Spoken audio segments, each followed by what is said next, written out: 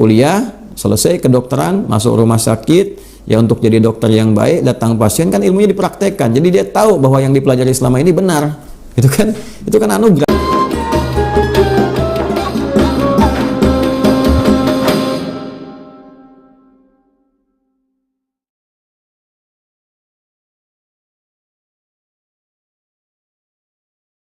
Alhamdulillah Rabbil Alamin. Wassalatu wassalamu ala Rasulillahil Karim, Nabiyyina wa Sayyidina Muhammadin wa ala alihi wa sahbihi wa dzurriyyatihi wa ummatihi ila yaumiddin. Amma ba'd. Saudara-saudariku, dimanapun kita berada, semoga pagi ini kita semua senantiasa diberkahi, dimuliakan, dan dilindungi oleh Allah Subhanahu wa Ta'ala.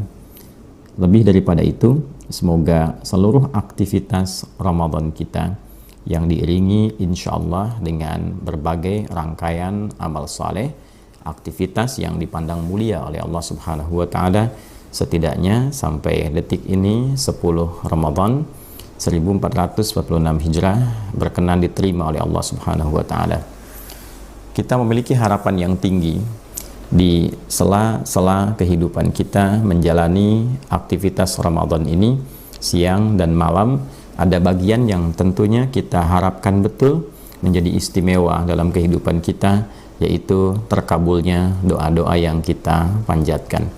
Menjadi fitrah bagi setiap manusia, terlebih bagi insan beriman, untuk selalu menengadahkan dirinya sebagai hamba untuk memohon kepada Sang Pencipta Allah Subhanahu wa Ta'ala, satu-satunya Tuhan yang kita pertuhankan dan kita sembah, agar memudahkan seluruh rangkaian aktivitas kehidupan kita, baik terkait dengan kebutuhan fisik ini. Fisik butuh makan, dengan makan mencari pekerjaan. Kita seringkali berdoa agar dimudahkan mendapat pekerjaan, dimudahkan menjalani tes, dimudahkan dalam mendapatkan rangkaian akses-akses yang memberikan kenyamanan dalam bekerja, memudahkan Allah melimpahkan rizki dalam proyek dan sebagainya. Pada akhirnya semua itu diharapkan mampu memenuhi kebutuhan fisik untuk makan, untuk istirahat, dan lain sebagainya. Pun demikian, kita juga seringkali berdoa untuk memenuhi kebutuhan intelektual kita. Seorang yang belajar, masuk sekolah, masuk kampus, memohon, berdoa kepada Allah supaya diberikan kemudahan dalam menghafal, dalam memahami mata kuliah, mata pelajaran, dimudahkan dalam menjalani ujian, kemudian dimudahkan dalam sidang sampai ke tahap wisuda. Pada puncaknya adalah bagaimana seluruh kemudahan itu bisa mengisi kebutuhan akal, kebutuhan intelektual kita. Pun demikian, seringkali kita memohon kepada Allah untuk kebutuhan spiritual kita. Bagaimana supaya jiwa ini merasa tenang, jiwa ini merasa nyaman, melahirkan kebahagiaan, dihilangkan dari sifat-sifat yang membawa kegelisahan, anxiety, dan turunannya. Untuk itu, teman-teman sekalian, hal yang lumrah secara fitrah ini dilekatkan pada kehidupan kita. Di antara tujuannya adalah satu, untuk menunjukkan bahwa kita ini hamba, kita ini lemah, dan yang lebih penting daripada itu, untuk memberikan satu penegasan bahwa kita ini bertuhan, tidak wujud begitu saja. Ketika meminta sesuatu, artinya ada fitrah kehambaan untuk memohon kepada pencipta kita, memohon kepada Allah Subhanahu wa Ta'ala. Untuk itu, di antara sekian tuntunan agama itu memberikan petunjuk bagaimana cara kita terkoneksi dengan Allah Subhanahu wa Ta'ala, dengan Tuhan pencipta kita. Itulah yang sering kita sebut dengan doa. Dan doa sendiri berasal dari bahasa Arab. Da'a, yada'u, ya kan? Du'aan wa da'watan. Jadi memohon, menyeru, pada puncaknya mengoneksikan kehambaan kita dengan Sang Pencipta, Khalik Allah Subhanahu wa Ta'ala, untuk menunjukkan kita ini bertuhan, kita ini lemah, kita ini butuh, dan kita akan kembali kepada yang menciptakan kita. Nah, dalam hal ini Ramadan menjadi istimewa bagi kita semua untuk menemukan rangkaian petunjuk-petunjuk doa, Dan berbahagia kita sebagai muslim. Di Islam itu tuntunannya lengkap sekali dalam bab doa. Bahkan kalau kita mau jeli melihat seluruh rangkaian aktivitas kita itu diiringi dengan doa. Baik itu kita melihat sebelum dilakukan dan setelah itu tuntas dikerjakan. Coba teman-teman kita dalami kembali. Bangun tidur sudah berdoa kan? Mau tidur juga berdoa. Kemudian mau makan tadi saat sahur ada doanya. Selesai pun ada doanya. Mau bekerja ada doanya. Selesai kerja pun ada doanya. Ya, bahkan sering saya tegaskan bab untuk masuk ke toilet saja ada doanya. Keluar dari toilet pun ada doanya, gitu kan? Jadi rangkaian doa ini bukan sekedar menjadikan kegiatan itu sebagai ibadah yang menunjukkan ada penghambaan kita kepada Allah. Itu hal bagian yang penting. Sisi lain, dengan doa itu ada bimbingan untuk mengantarkan pada petunjuk kemudahan dalam menjalani aktivitas yang kita kerjakan. Nah, ini yang seringkali jarang digali, didalami makna doa itu. Ya, diucapkan itu mengoneksikan jadi ibadah, bagus. Tidak paham pun tidak menjadi masalah dalam bab doa untuk menghasilkan pahala demi merangkai kegiatan menjadi ibadah. Tapi kalau kita ingin lebih muncul keberkahannya, keberkahan itu ziyadatul khair wastimraruhu, ya, bertambahnya satu value kebaikan dan ada keberlangsungan dari kebaikan-kebaikan itu yang mengiringi aktivitas kita dalam konteks kehidupan dunia ini. Jadi seimbang, akhiratnya dapat dalam konteks ibadah, dunianya dapat karena value-nya kita hasilkan yang mengiringi kegiatan kita. Ada bentuk-bentuk kemudahan. Coba di riset deh setiap doa itu, maknanya apa gitu. Ya, kedalaman setiap katanya itu penting sekali. Kalau kita paham dengan itu, insya Allah dalam setiap kegiatan rasanya tidak ingin kita meninggalkan doa. Rasanya tidak ingin meninggalkan doa. Nah, di Al-Quran ini lengkap sekali dari berbagai tema kehidupan. Doa dari mulai dijelaskan oleh Nabi, ya, dari saat bangun tidur itu yang kita baca alhamdulillahilladzi ahyana ba'dama amatana wa ilaihin nusyur, itu kan diiringi dalam hadisnya. Ya, kalau kita tadi baca di Al-Bukhari, tapi kalau kita rujuk juga ke Sunan Abu Daud untuk melengkapi itu, kita temukan juga ternyata Nabi pun memberikan petunjuk di ayat Quran surah Ali Imran itu di 11 ayat terakhir, ayat 190 sampai dengan ayat 200. Itu yang diisyaratkan secara tegas dalam hadis Nabi sallallahu alaihi wasallam yang dihimpun oleh Al-Imam Abu Daud di dalam sunannya, nomor hadis 1367, diriwayatkan oleh Sayyidina Ibnu Abbas, ya, radhiyallahu taala anhuma, yang menyampaikan bahwa kana Nabi sallallahu alaihi wasallam, adalah kebiasaan Nabi sallallahu alaihi wasallam, idza staiqadha min naumihi, kalau beliau bangkit dari tidurnya, kadang beliau pas tengah malam, lebih sedikit atau kurang sedikit, kan? Fajalasa, beliau duduk terlebih dahulu, wa masaha biyadihi min athari naumih, kemudian menghilangkan bekas ngantuknya, faqara khawatima Ali Imran, maka kemudian membacakan penutup surah Ali Imran di ayat 190 sampai dengan ayat ke-200. Jadi iringannya ada sampai selesai, sampai tidur kembali itu ada. Ya, dan kita akan dipandu bagaimana nabi-nabi itu juga berdoa. Saat sakit apa doanya, saat kesulitan apa doanya, ya kan? Bahkan ada yang kondisi di laut, yang ketika dalam kondisi tenggelam misalnya kan, kita memohon, pasti itu ada fitrah untuk memohon itu. Ya, Fir'aun aja, Fir'aunnya tuh nyadar ketika ditenggelamkan, baru dia merasa hamba yang bertuhan. Ya, dan itu sangat telat, kesempatan yang tidak mudah untuk didapatkan itu, ya. Dan itu memberi petunjuk kepada kita semuanya, ya, liman khalfaka ayah, untuk kita semua, kata Allah, itu menjadi tanda. Jangan sampai bersikap seperti itu yang akhirnya tidak memiliki kesempatan. Nah, jadi kembali kepada kita semua, segala rupa itu ada doanya. Kemudahan beraktivitas, kemudahan di rumah tangga, memohon keturunan, itu semua fitrah terkait dengan persoalan kehidupan kita. Tidak ada orang yang tidak punya persoalan. Ya, persoalan itu dititipkan untuk membuat kita lebih kuat, lebih tangguh. Semua potensi kemampuan kita bisa keluar, dan di saat yang sama untuk menunjukkan kita menghamba. Kita menjadi hamba yang memiliki Tuhan, dan kembali kita memohon pada Allah Subhanahu wa taala. Sekali lagi, Islam tampil dengan sangat luar biasa untuk menunjukkan kebenaran ajarannya yang memberikan petunjuk tersusun rapi setiap aktivitas kehidupan manusia. Ini ada doanya, dan itu tidak sama. Awal dengan akhir itu berbeda. Nah, ini menunjukkan bahwa agama ini benar adanya petunjuk Allah Tuhan yang hak, tidak mungkin ada manusia bisa mengarang ya doa-doa dengan sangat presisi sesuai aktivitas, beda setiap awal aktivitas sampai akhirnya, dan maknanya pun sangat dalam. Itu mustahil ada manusia bisa membuat seperti itu. Jadi kalau bukan Nabi yang benar, Rasul yang benar, dan Tuhan yang benar memberikan kita petunjuk, mustahil kita mendapati itu semua. Nah, dalam setiap kegiatan ini ada akumulasi harapan yang ingin dihadirkan, dimunculkan. Biasanya orang tuh kalau ada suasana baik, suasana spiritual yang tinggi, itu kebutuhan berdoa jadi tinggi. Ya, gampangnya begini, kalau pergi ke Mekah, doa makin banyak kan?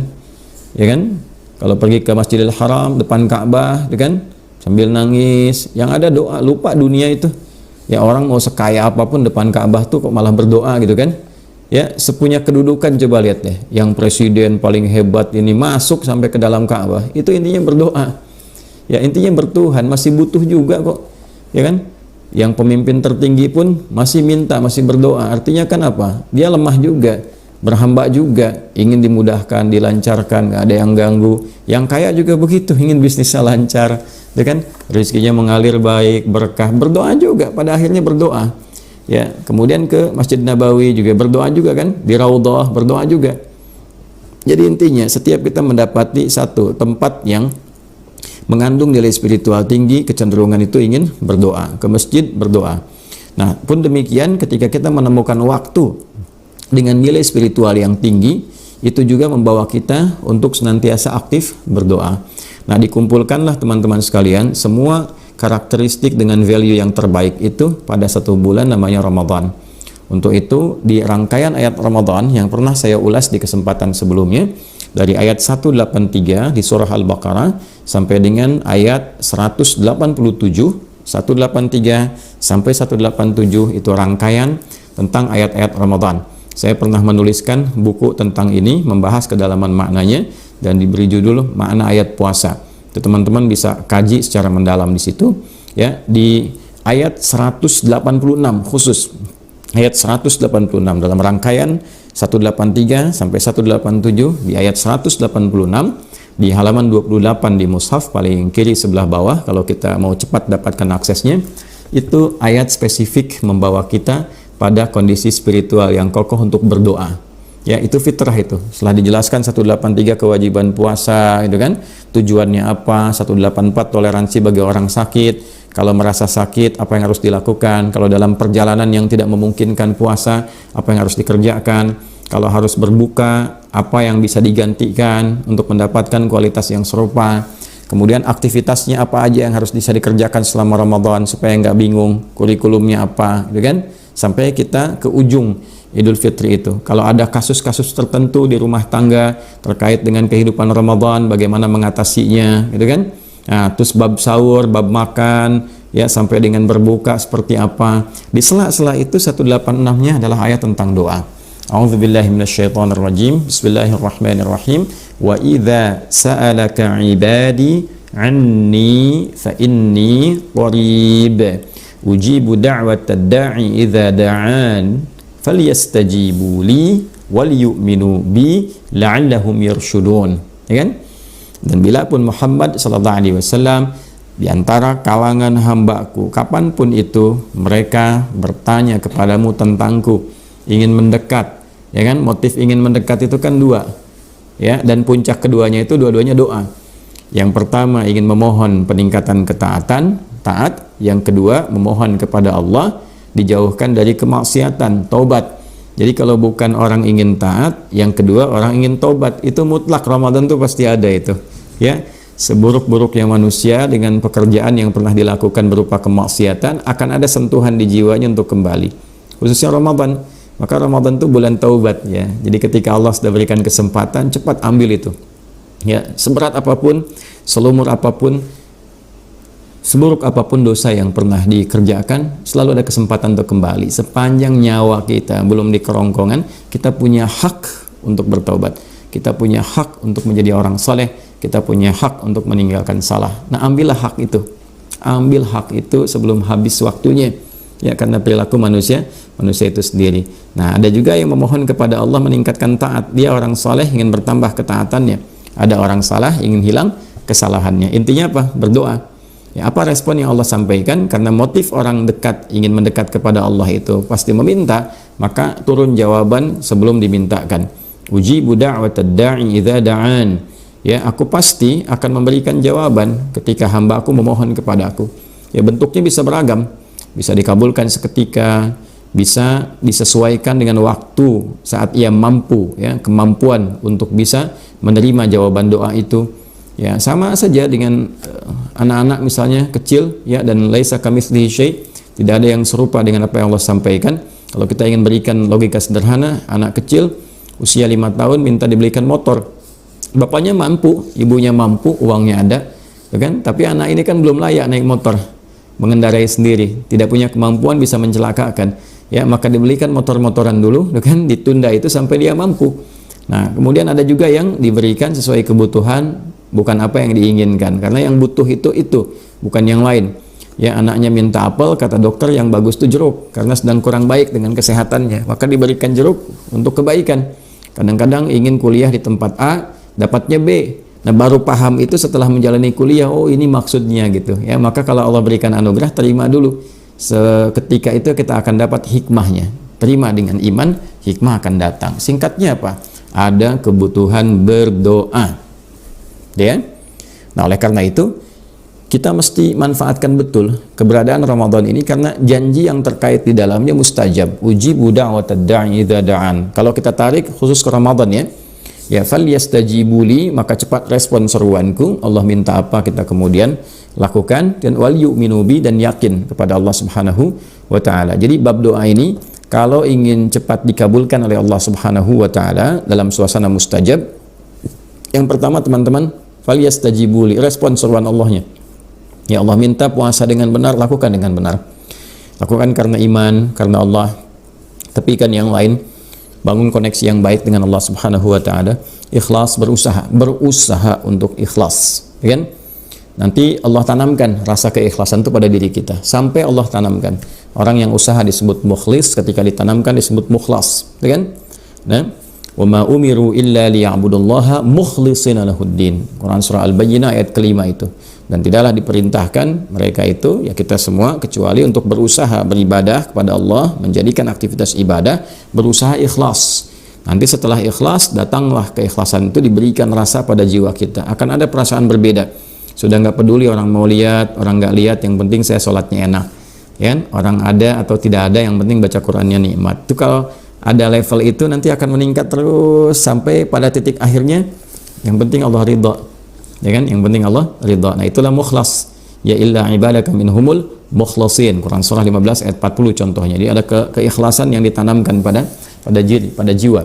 Nah, kalau sudah kita biasa merespon itu, ya Allah panggil kita datang. Nah, maka saat kita memanggil pun, memohon pun kepada Allah, itu pengabulannya akan cepat.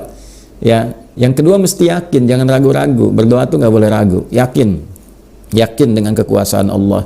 Ya, jangan menyoal, karena ketika Allah berikan itu tadi sifatnya kan 3, bisa langsung dikabulkan ketika kita punya kemampuan yang baik, ya, maslahatnya langsung dengan kita, langsung diberikan. Minta A langsung terkabul, minta kuliah di kampus A langsung lulus gitu kan. Kadang-kadang malah nggak ikut ujian. Dulu ada PMDK gitu kan, belum ikut ujian namanya udah terpanggil. Ya, belum kita mendaftar untuk cari kerja, namanya di beberapa tempat pekerjaan, beberapa perusahaan, ya malah kemudian mengajukan kepada kita agar mau bergabung dan sebagainya, bisa terjadi gitu ya. Nah, kemudian yang kedua itu yang tadi saya sampaikan, bisa kita diberikan oleh Allah waktu untuk memiliki kecakapan dan kecukupan dalam menjalankan apa yang kita minta itu, supaya nggak jadi beban. La yukallifullahu nafsan illa wus'aha. Nggak mungkin Allah kasih kita itu sesuatu yang kita nggak mampu, menyulitkan kita sendiri. Ya, dalam semua bab, dalam rumah tangga, berbagai hal, itu mesti dipahami dengan baik. Ya, kalau enggak nanti kecewanya banyak dan salah persepsinya. Kenapa ya aku sudah sholat nggak dikabulkan juga? Bukan nggak dikabulkan, dikabulkan.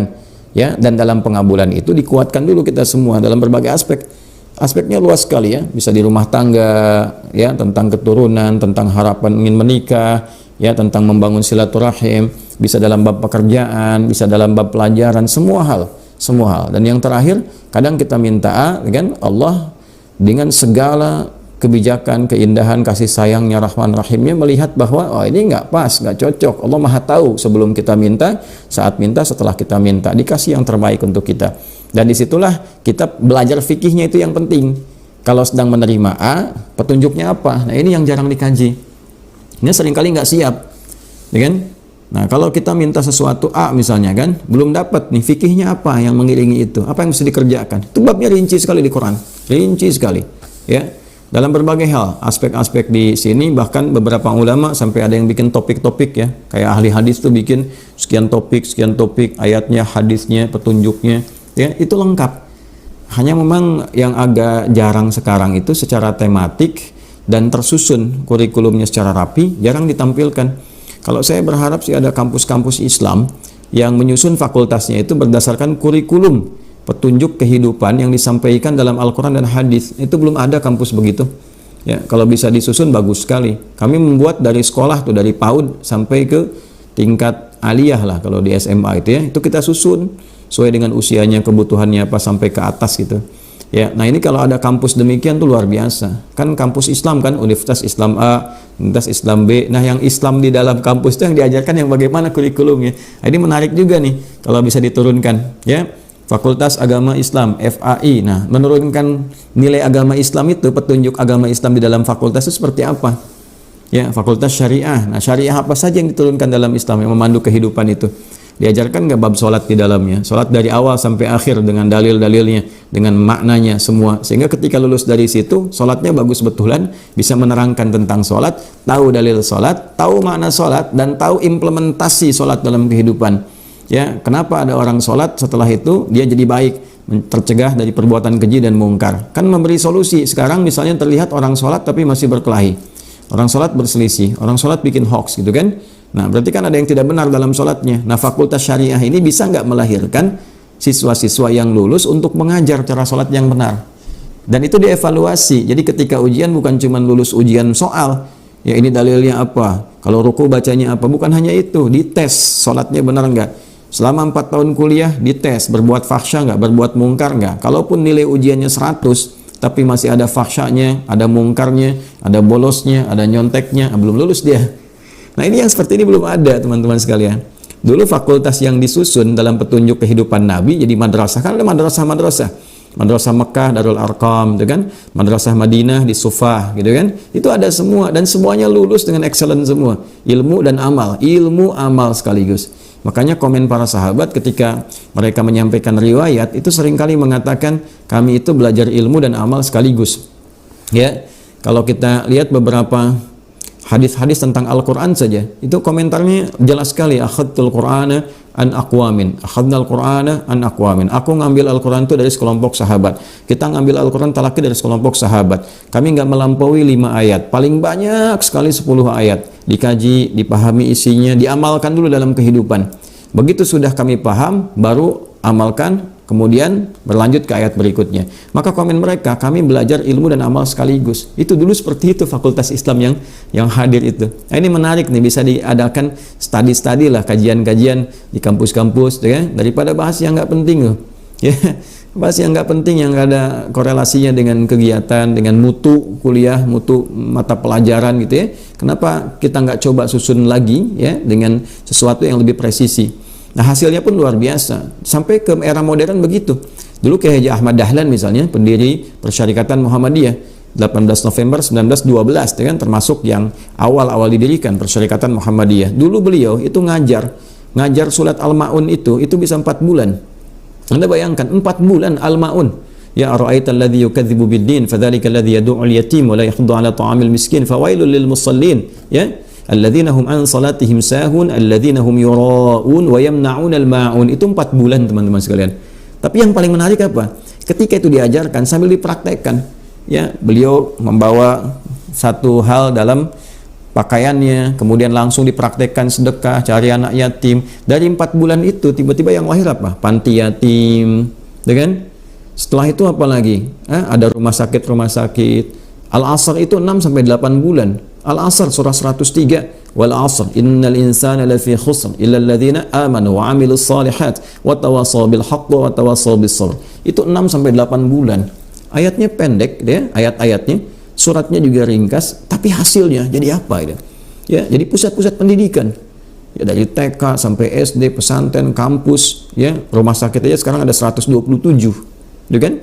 Kemudian kampusnya ada berapa? Kurang lebih 168, gitu. Belum itu sekolahnya, ribuan dari TK, SD, itu dari satu spirit surat. Anda bayangkan. Nah, kita butuh yang begitu lagi sekarang ini. Dimana ketika seseorang belajar ini, implementasinya dalam nilai keislaman diterjemahkan dalam bentuk kemajuan-kemajuan yang mencerahkan. Nah, itulah berkemajuan.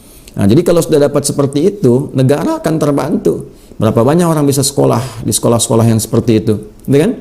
Berapa banyak anak-anak yatim dipelihara. Padahal kan tugas negara, ya kan? Amanat undang-undang kan seperti itu. Ya, anak yatim dan orang-orang terlantar itu kan dipelihara oleh negara, dirawat oleh negara, diberikan perhatian oleh negara. Negara hadir membersamai. Nah, ini masyarakatnya aktif. Kalau sudah aktif masyarakatnya, rakyatnya juga baik, negaranya terbantu. Sama dengan pendidikan. Kan pendidikan juga bagian dari kewajiban negara untuk rakyatnya. Tapi ketika itu bisa diwujudkan, nilai keislaman itu diimplementasikan dengan baik, negara setidaknya pasti akan merasakan manfaatnya, terbantu. Karena itu nggak mungkin ajaran Islam bertentangan dengan ajaran-ajaran yang ada dalam kehidupan kita dalam konteks kenegaraan. Jadi nggak mungkin ada undang-undang di negara ini, aturan yang bertentangan dengan agama itu nggak mungkin, terutama Islam. Ya, yang ada itu kalau dibentur-benturkan aja, orang iseng-iseng pengen ngebenturkan, gitu kan? Ya, bikin konten macam-macam dan sebagainya. Tapi pada hakikatnya nggak ada. Yang merumuskan Pancasila aja kan banyak kalangan ulama di situ. Ya, dan banyak juga tokoh-tokoh yang kemudian kakek buyutnya mendirikan persyarikatan. Ya, di sana ada Kiai Haji Agus Salim, Ki Bagus Hadikusumo, kemudian ada Kiai Haji Wahid Hashim, yang ke atasnya mereka, ya, semuanya keturunan ke atasnya itu adalah rata-rata pendiri di ormas kita. Jadi saya kalau mau balik ke sini teman-teman sekalian, aktivitas kita hendaknya dalam Ramadan ini bisa dioptimalkan juga dengan doa, dengan pendekatan yang tadi kita harus sampaikan. Harus ada keyakinan, harus ada optimisme dalam berdoa itu. Nah, kemudian yang terakhir babnya susun yang rapi, ya, supaya nggak bingung kalau mau minta apa. Ya, keinginan kita tuh apa gitu. Kan Ramadan ini terbentang selama sebulan. Ini sudah hari ke-10. Ya, sudah berapa permintaan nih kita uraikan. Ya, tidak menjadi aib kok kalau dicatat 1, 2, 3, 4. Aspek dunia sampai akhirat. Terjemahkan Rabbana atina fid dunya hasanahnya dalam kehidupan kita itu hariannya ngerjakan apa. Misal, di rumah tangga nih apa babnya yang sering berdoa. Hadirkan sampai khusyuk betul. Siang malam minta. Sehari itu aja mintanya. Malam saat tarawih, tahajud, baca Al-Quran, siangnya saat puasa. Ya, masa kita minta berkali-kali Allah nggak kabulkan, kan mustahil. Ya, pasti dikabulkan. Dan cara pengabulannya tadi seperti yang disampaikan di awal. Tinggal nanti saat kita menyampaikan itu belajar fikihnya. Kalau dapat langsung mensyukuri itu semua, bentuk syukurnya nanti bagaimana, ya kan? Kalau disesuaikan dengan waktu kita siap, kita belajar fikihnya, bagaimana sambil menyelaraskan waktu menunggu itu, kan? Kalaupun kemudian ada kondisi yang tidak memungkinkan, belajar fikihnya supaya paham ketika Allah mengalihkan pada amalan lain, kita mengerti, oh ini maksudnya, sehingga semua itu dinikmati dengan syukur. Kan cuma menunggu aja sampai meninggal, kembali kepada Allah, sukses kita insya Allah, ya kan? Nah, hari kedua minta apa? Ya, setelah bab rumah tangga misalnya hari kedua babnya dalam pekerjaan, minta apakah dimudahkan, keberkahan, semangat, ya kan? Hati-hati, kadang-kadang kan ada rasa malas dalam bekerja tanpa sadar, itu juga akan berpengaruh kepada hak dan kewajiban, ya kan? Jam kerja masuk jam 8, pulang misalnya jam 4, atau jam kerja jam 9, pulang jam 5 misalnya, gitu kan? Datang jam 10, pulang jam 4, kadang pulang jam 3, tapi gaji pengen penuh, sisanya jadi penyakit itu. Ya, kalau gaji dapat 5 juta, 10 juta, tapi kemudian jam kerja berkurang, ya, dari harusnya 8 jam cuma 6 jam, itu yang 2 jamnya itu jadi masalah nanti. Bisa jadi penyakit, ya, bisa jadi kegelisahan, bisa jadi nggak berkah, macam-macam bentuknya. Nah, hal semacam ini yang kadang-kadang jarang hadir dalam kehidupan kita itu. Nanti ujung-ujungnya, ya, sakit atau ada musibah, nah keluar biayanya segitu juga tuh. Kalau nggak percaya coba deh dicek aja, segitu juga. Ya, dapat dengan cara yang tidak benar, ya keluar pun dengan cara penyakit atau dengan cara musibah.